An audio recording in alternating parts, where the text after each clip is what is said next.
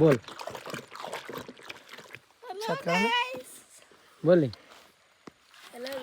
ಈಗ ಊರಿಂದ ಹೊಲಗಡೆ ಬಂದೀವಿ. ಅಂದರೆ ಈ ಕಡೆ ನಮ್ಮ ದಕ್ಷಿಣ ಕನ್ನಡ ಭಾಗದಲ್ಲಿ ಅಡಿಕೆ ಸಸಿಗಳು ಜಾಸ್ತಿ. ಬೇಕಾದ್ರೆ ನೋಡ್ರಿ,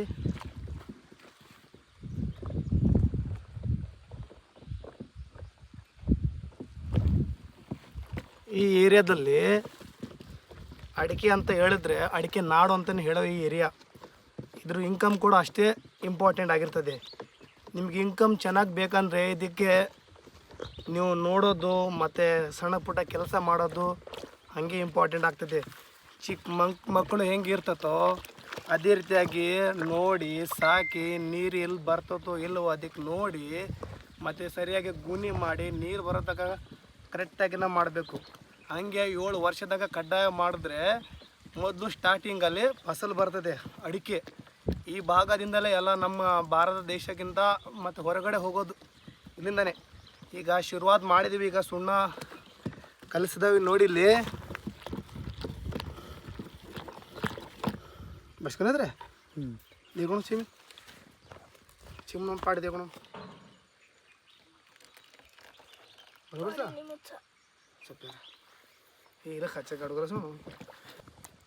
ಈಗ ಸುಮಾರು ಈಗ 6 ಜನ ಇದ್ದೀವಿ. 6 ಜನದಲ್ಲಿ 3 ಮಾತ್ರ ಕೆಲವರು ಬಂದೀವಿ. ಇಲ್ಲಿ ಮಿಕ್ಸ್ ಮಾಡ್ತಾ ಯಾರ್ಯಾರು ಎಷ್ಟೆಷ್ಟು ಗಿಡ ಸುಣ್ಣ ಹೊಡಿತಾರೋ ನೋಡೋಣ. ಕಾದಿ ಲಾಸ್ಟಿಗೆ ವಿನ್ನರ್ ಯಾರಾಗ್ತಾರೋ ನೋಡೋಣ. ಹಂಗಂತ ಹೇಳಿ ಅರ್ಧ ಹೊಡಿಯೋದಲ್ಲ ಇದು. ನಾವು ಹೆಂಗೆ ಹೊಡಿತೇವೋ ಹಂಗೆ ಚಲೋ ಕಾಣೋದು. ನೋಡೋಣ ಮುಂದೆ ಊರಿಗೆ ಬನ್ನಿ.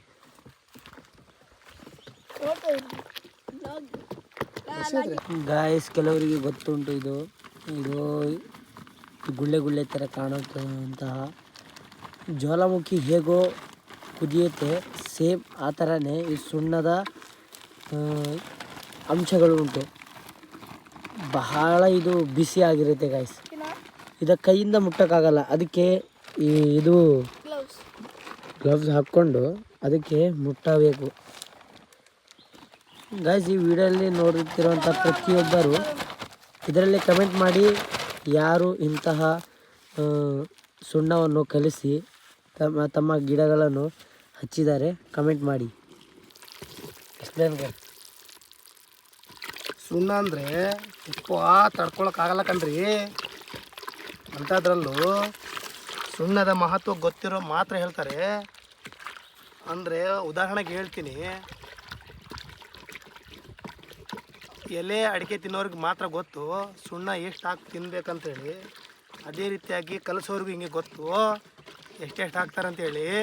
ಇದು ನೋಡುತ್ತಿರುವಂತಹ ಈ ಪಾಕೆಟು ಈ ಸುಣ್ಣ ಒಳಗೆ ಸೇರಿ ಅದರ ಬೇಕಂತ ಅಂಶಗಳನ್ನು ಕೊಟ್ಟು ಅದು ಗಿಡಗೆ ಹಚ್ಚುವಾಗ ಆ ಗಿಡಗೆ ತಕ್ಕಂತೆ ಅದು ಏನಂತಾರೆ, ಆ ಗಿಡಗೆ ಬೇಕಂತ ನೆರಳು ಸಿಗ್ಬಿಡುತ್ತೆ. ಇದು ನೋಡುವಂತಹ ನೀವು ಇದು ಸುಣ್ಣ ಹಚ್ಚೋಕ್ಕೆ ಇದು ಯಾವುದೇ ಒಂದು ವಸ್ತುವನ್ನು ತೆಗೆದುಕೊಂಡು ಒಂದು ಗಿಡಗೆ ನೇರವಾಗಿ ಹಚ್ಚಬೇಕು. ನಿಮಗೆ ತೋರಿಸ್ತೀನಿ, ನೋಡಿರಿ. ಈಗ ನೋಡಬಹುದು ಸುಣ್ಣವನ್ನು ಈ ಥರ ಹಚ್ಚಬೇಕಾಗಿರೋದು. ನಾವು ಹಚ್ಚುವಂಥ ರೀತಿಯಲ್ಲಿ ಅದು ಮರಗೆ ಬೇಕಂತ ತಂಪು ಸಿಗುವಂಥದ್ದಾಗಿದೆ. ಇದನ್ನು ಕ್ಲೀನೆಸ್ನಾಗಿ ಹಚ್ಚಬೇಕು ಗೈಸ್. ಯಾರ್ಯಾರಿಗೆ ಗೊತ್ತು ಕಮೆಂಟ್ ಮಾಡಿರಿ. ನಾವು ಹಚ್ಚುವಾಗ ಈ ಮರಗೆ ಬೇಕಂತ ತಂಪು ಸಿಗ್ಬಿಡುತ್ತೆ. ಇದೇ ರೀತಿಯಾಗಿ ಪ್ರತಿಯೊಂದು ಮರಕ್ಕೂ ಹಚ್ಚಬೇಕಾಗಿದ್ದು. ಗಾಯ್ಸ್ ಇಲ್ಲಿ ನೋಡಿರಿ. ಹಲೋ ಗಾಯ್ಸ್, ನೋಡಿ ಇಲ್ಲಿ ಇದು ಸುಣ್ಣ ಬೆಳೆದಾದ್ಮೇಲೆ ಎಲ್ಲ ಮರ ಈ ಥರ ಕಾಣುವಂಥದ್ದಾಗಿದೆ. ನಾವು ಬೆಳಗ್ಗೆ ಮಾಡುವಂಥ ಸುಣ್ಣ ಈ ಥರ ಇದು ರಿಸಲ್ಟ್ ಕೊಟ್ಟಾಗಿದೆ. ಸೊ ಆ ಥರ ನಾವು ಮಾಡುವಂತಹ ಪ್ರತಿಯೊಂದು ಕಾರ್ಯಗಳಲ್ಲಿ ಈ ರಿಸಲ್ಟನ್ನು ಕಾಣಲಾಗಿದೆ.